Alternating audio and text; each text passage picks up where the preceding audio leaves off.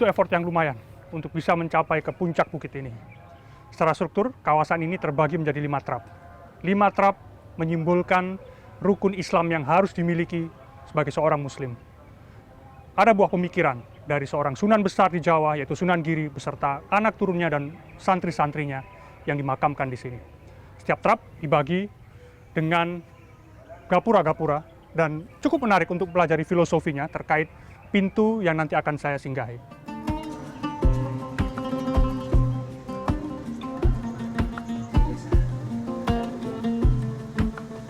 Makam Sunan Giri terletak di atas bukit setinggi 120 meter di atas permukaan laut.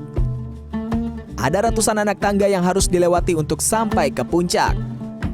Menurut Ahmad Sobirin, Wakil Ketua Yayasan Makam Sunan Giri memiliki ilmu fikih yang tinggi. Karena itu, Sunan Ampel gurunya memberi gelar Ainul Yakin. Semenjak Sunan Ampel wafat, pucuk pimpinan Wali Songo itu diserahkan kepada Sunan Giri. Mengapa?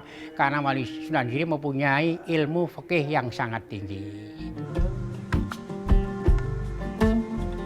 Nah, Sunan Giri berhasil menyelaraskan nilai keislaman dalam tata letak bangunan ini.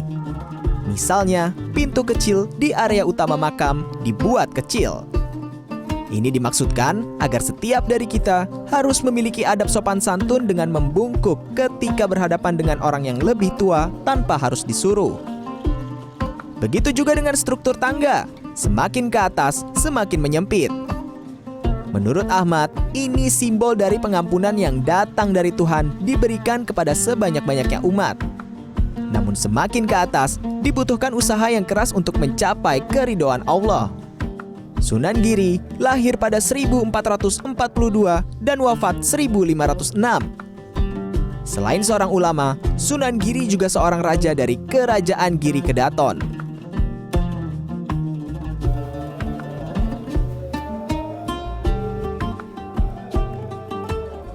Setelah berkunjung ke makam Sunan Giri, kali ini saya berada di makam Syekh Maulana Malik Ibrahim, salah satu anggota Wali Songo yang tertua.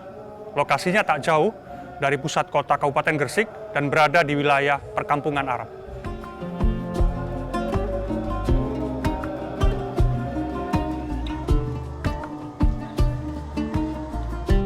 Maulana Malik Ibrahim atau Sunan Gresik adalah seorang saudagar yang diyakini lahir di Iran pada 1429.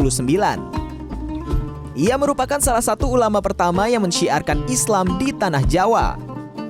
Karena kecakapannya, Maulana Malik Ibrahim diangkat menjadi Syah Bandar Gresik oleh Kerajaan Majapahit. Jadi beliau termasuk